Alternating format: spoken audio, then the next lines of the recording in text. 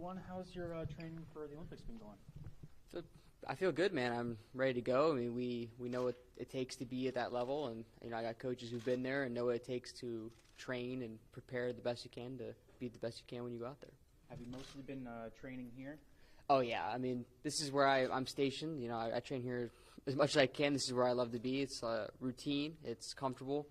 We did go out to the Olympic Training Center for about 9 days, about a week and a half ago. So that was the only time that I left Iowa City. So. How are you liking the new facility? Yeah, in Colorado. Yeah. Go ahead, Curtis. How are you liking the new facility that you've been training at for the past few months? It's been awesome. It's been different. I think at first it was like a kind of a culture change for me, just because you're so used to like a certain place and arena and walking to the same place every single day, and then you change up everything. It's bigger, it's different. So, but it's been super awesome, and it was really neat. I think it was needed. We talk about it, and I think it's been awesome. I really enjoyed being here. So. I think some of the new guys got a little spoiled with the brand new room like that you didn't have. Well, I mean, I don't really think of it that way. I mean, they've been talking about this thing since I was even a recruit. So I remember them talking about it being in like a process of blueprints and whatnot, and then trying to see how much it would cost. And so I was being told I was getting a new facility, since I was 17 years old. So here we are. It's been pretty cool, pretty good experience.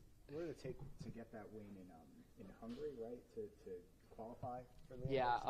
Go ahead. It was good. I mean, it was in Istanbul. No, you're good. It doesn't matter. It's in Europe. That's all that matters, right? And then it was good. It was just the first time competing at that stage, senior level international ever. So that was my first time. So it was good. But, I mean, I guess I went to Mexico, but I meant like more like Europe, wrestling guys to qualify, like a tournament where it's just lots on the line. You win, you qualify for the Olympics. You don't get to go. So. It had a big stage and big opportunity, and he had to go take advantage of the opportunity. It was good. I really enjoyed competing against those guys. So. And I'm sure you celebrated. How was the celebration, and how long did it take to kind of do that Spencer Lee thing you do, which is just focus on the next thing? Oh, well, I mean, I think I was more happy for, like, my family than I was, like, actually winning. I was just really excited because it's in France. I'm French. Half my family lives in France. So my mom was just really excited because it's a good excuse to get the whole family together. I haven't done that since I was 13 years old. So for me, it was like, all right, now we get to have some fun in my mother's home country, and we get to have a get together, and my grandmother can watch me wrestle for the first time ever. So it's pretty cool. She lives in France and hasn't never watched me. Your mom born in France? Yep. Okay. Yep. So yeah, it'll be her first time watching her son or grandson at the Olympic Games. It's pretty cool. I know your mom was giving you grief about learning some more French. You got any better over the Oh, last couple absolutely. months? Yeah. No, so actually in Colorado Springs, the French Federation president for wrestling was there, and I was translating for them, and I was talking with him. So the other guys, I think they were impressed because I had a nice 2-hour conversation with the French delegation. So. I'm not super good at French. I understand really well, but I don't have a lot of vocab just because I haven't spoke French since I was 6. But it comes back pretty quick. So obviously you're going for gold. Is there a specific matchup though that you're really excited for?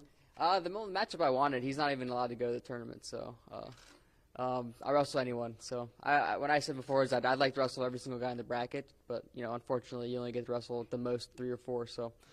Oh, well, you can only wrestle what they put in front of you, and you got to take advantage of it one match at a time. So, backtracking to the qualifier, the fact that you punched your own ticket and nobody else from USA Wrestling qualified the spot, it was you. Does that add anything to the opportunity that you have? I mean, I would have liked to have qualified the opportunity earlier. I was in Mexico a week before the qualifier happened, not to take anything away from Zane or anyone for not qualified. It doesn't matter, but I couldn't be the guy to qualify. I wasn't on the national team. I wasn't qualified. I'm just saying it would have been nice, to do it myself there. So I was happy that I was able to do it, just because I wasn't able to do it while I was in Mexico. So for me, it was all right, now I get to prove myself that I should have done more to be on the national team the year before, so that I could have made that opportunity myself. But so I got to kind of take that back for myself. So. Go ahead. To back up even a little bit further, it was, after NCAAs, you took that trip out to Japan to kind of just clear your mind and get set. I mean, what do you remember about kind of just where you were mentally and physically at that time and trying to kind of, make a decision on what was going to be next for you? Well, I mean, for me, it was I needed to not think about wrestling, but it was hard because, even in Japan, I got colleges and people wanting me to come up and like train with their guys and stuff, and I'm like, man, I came here not to do that. So so it was good, but I really enjoyed like just like the peacefulness and able to walk around and like have a lot of time to think, you know. I mean, I'm pretty much alone in the country, you know. So it was good. I mean, I got to reflect a lot on myself, and obviously I realized that I wanted to keep competing, and this is where I belong. So. Where'd you go specifically? I was in Tokyo. So, Oh, okay. yeah, and I went to Kyoto and Nara and Osaka and a bunch of other places, but I was mostly in Tokyo. Was there a moment while you were there that kind of clicked for you, like, hey, this is what I need to keep doing this, or was it kind of always there for you? Well, I was talking with my buddy Takto Taguru. He was Olympic champion in 2021. We were in the same World Championships back in 2014, just a long time ago. But so it's pretty cool that he's Olympic champ now. But I remember talking with him, and he was like saying it was hard for him after he won the Olympics to like get ready for like another Olympics, because he's like, I already did it. Like, now what? So like him like realizing that like he still loved it, you know. Like this year he didn't make the team, and I know that he messaged me and said, I'm gonna be on the team with you in 28. Like I think it, like, for me it was like, I get it. Like, just because you reach that pinnacle, it doesn't mean that you're done, like, with your potential. Like, I think he wants to see like his limit of his, like, what his potential like is, if that makes sense. Yeah. Like, where can he go? Like, how good can he really be? You know, because he won a world title at what, 19 years old, and then he won the Olympics at 21. So I mean, talk about a stud. So, you know, I think talking with him and his brother Keisuke and just like learning like what it took for him to be there, and like how much it meant to him now, like him reflecting on it, I think it helped me a lot too. So. Of course, you competed internationally, but do you feel any extra pressure knowing you have the U.S. flag on your back and not just, you know, a college logo? You have the whole country watching. I mean, it's typical. I mean, for me, I always felt that way. I mean, it's just, I feel like I've been representing the U.S. and Iowa, no matter what, both the same way. Like, trying to be the best in the country, you're trying to prove that you're the best so you can go represent in the future. You know, so I think that it's the same. But it's good. It's awesome. I mean, I'm honored to have, you know, the U.S. flag on my back and to have the country represent. You know, I mean, me represent the country and have them care about, you know, my performance. So I'm excited. So you still feel like you're representing Iowa and like the lineage of Iowans? No, absolutely. Of course, I feel like that. I mean, I think no matter what, I mean, this is like part of me, part of who I am. It's where I train. It's who I'm coached by. I think that Iowa is me, and I think that you know, it would be it'd be wrong to say that I'm not representing Iowa, because I am. Besides competing on the mats, what is kind of some of the things you're looking forward to most to going to Paris? I think I'm just looking forward to seeing it, seeing how they do, like, Paris. I mean, any of you guys been to Paris? None of you been to Paris? The place is wild. It's very different than the rest of France, so I'm excited to see what they do for like the tourists. There's gonna be a lot of people. I know they're used to tourism, but like this is like the Olympics. Like they want to look good, so I'm excited to see like how it is, how the Olympic Village. You know, yeah, I've never been to Olympic Village. Even when I was in Rio, we trained in a separate place, so obviously I wasn't Olympian, so I couldn't go on the village, but we never went there anyways.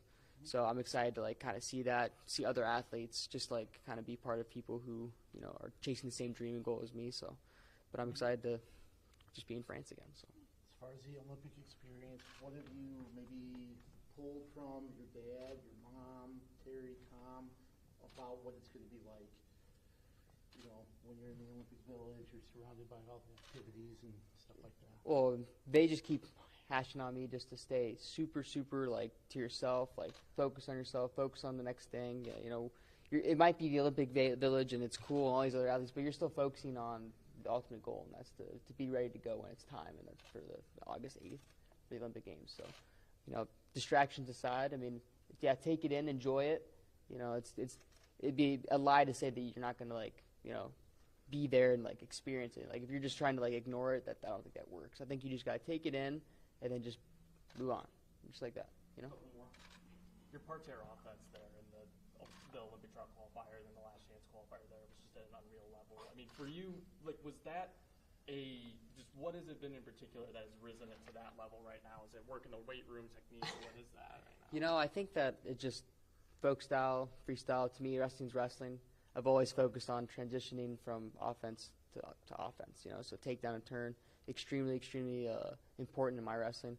I think I just put a lot of emphasis into it, and I really work really hard to, score points in bunches.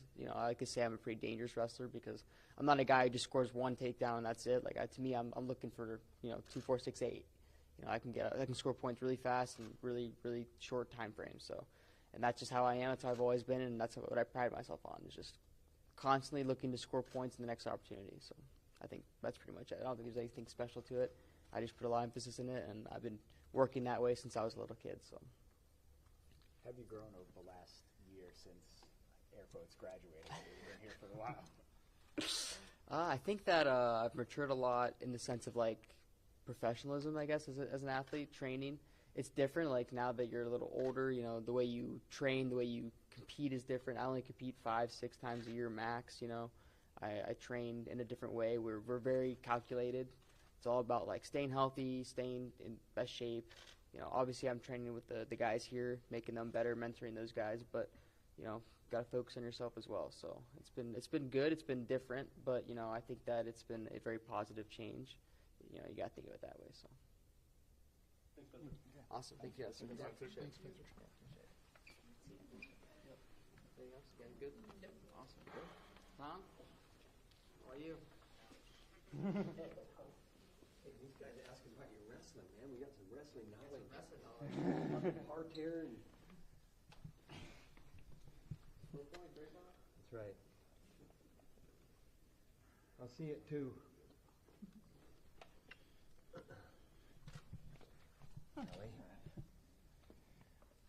Coach, what was your initial reaction to seeing Spencer officially qualify for Paris? Took care of business, and he's where he needs to be for the next step, and that's the most important thing. When you have a chance to take care of business, you take care of it. Put yourself in the best position. He did it. He did it on his own. He did it in short turnaround. He made the team, and then you got to go turn it around right away, quick. Good stuff.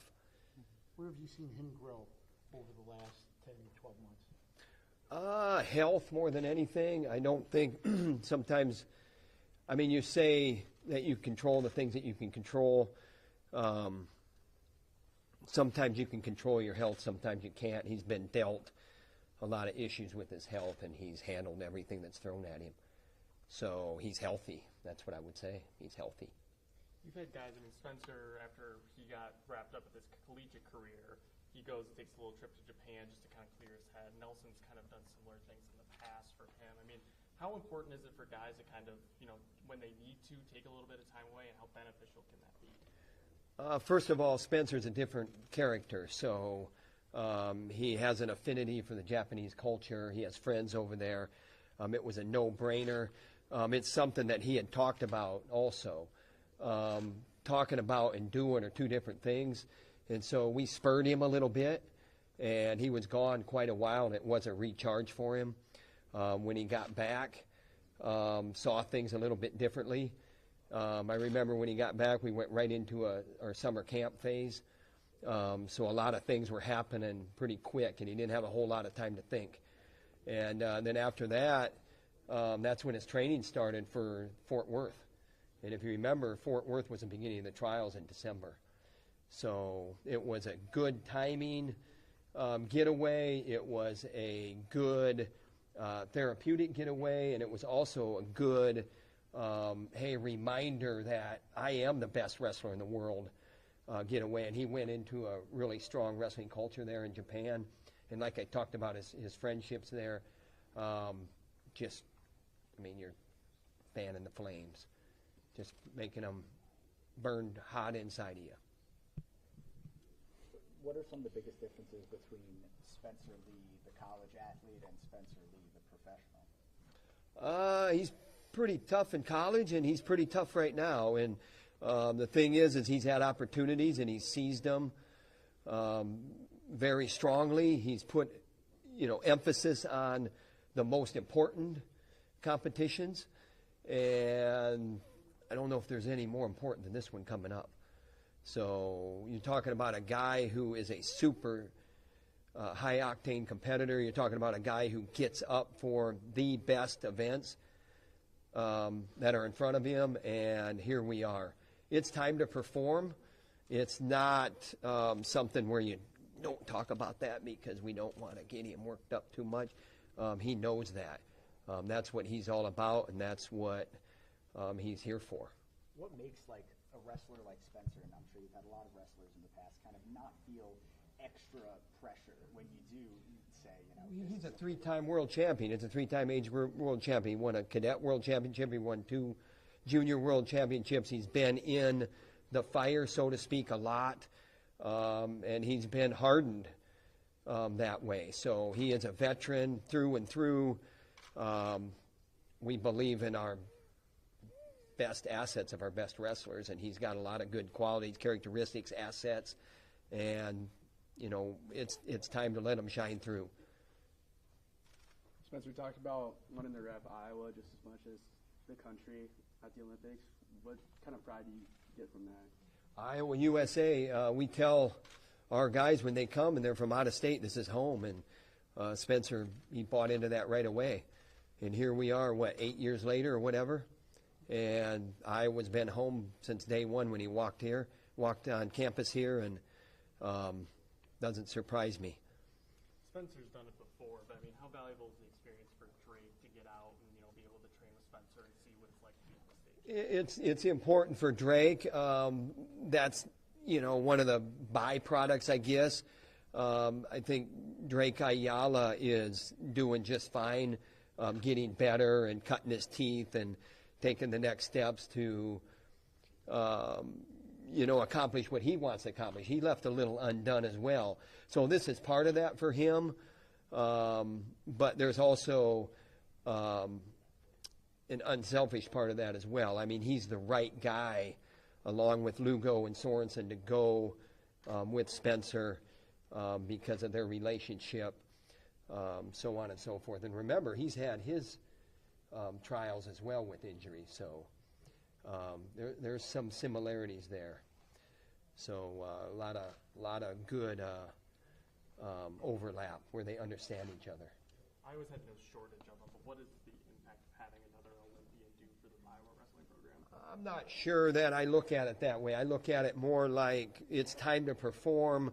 0 hours upon us, to use a term from Gable, and it's coming quick. And so it's certainly important to our program, but we're not just throwing our hat in the ring. I mean, I can say that and not freak Spencer Lee out. He's there to perform, and we love that. That's what we love about him, because he shines bright when the stakes are high. Is there anything from '96 that you share with him that you learned No. or anything, or is it No. like slate? No. We want to exceed. We want to duplicate and exceed. The future is upon us. So let's go do our job at a high level. So, sort of an offbeat question. So 2024 is the 20th year of women's wrestling at the Olympics. I don't know if you remember much from Athens in 2004 and watching it, but I'm sure you have a relationship with Coach Steiner and Coach Chun. What have your observations about that growth been over the last 20 years, if you have any? First of all, in Athens, it was like it's about time. There have been some, probably the most famous trailblazers in women's international wrestling. I'm thinking Trish Saunders, Tricia McNaughton was her maiden name. The biggest trailblazers of women's international wrestling are from the United States. And Japan has kind of owned the performance, and when I say kind of, that's an understatement. We're chasing Japan, but we are closing the gap. But the history, the trailblazers are from this country.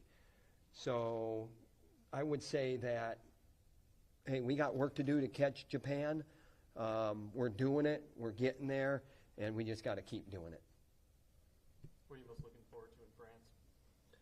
I mean, it's just the location. I mean, I'm a tourist overseas when it's about wrestling. I have never been overseas as a vacation, but this one is a little bit different for me because I've never been to Normandy, and I'm a history guy. So we're going to see some sovereign U.S. territory in that. I guess it's a solemn place. I've never been there. Those cemeteries and those beaches. So I'm looking forward to that. So there'll be a day or whatever that we take by ourselves, but it's always about the performance. Awesome, thanks. Thank you. All right. Did Spencer leave? Hey, your daughter's kicking butt. She's hitting and fielding. Yeah.